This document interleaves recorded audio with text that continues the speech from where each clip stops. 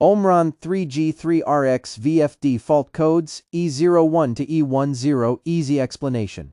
Part 1. Voiceover E01 overcurrent at constant speed. Check motor load and output wiring. E02 overcurrent during deceleration. Increase deceleration time. E03 overcurrent during acceleration. Increase acceleration time. E04 overcurrent. Other conditions. Inspect motor, cable and mechanical load. E05 motor overload. Reduce load and verify motor rating. E06 brake resistor overload. Check brake resistor and braking settings.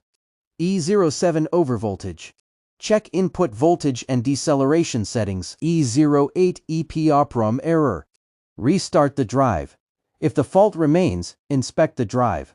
E09 undervoltage. Check the input power supply. E10 current transformer error. Inspect the CT circuit and the drive. Follow electrical K2L for more PLC, VFD, servo, and industrial automation.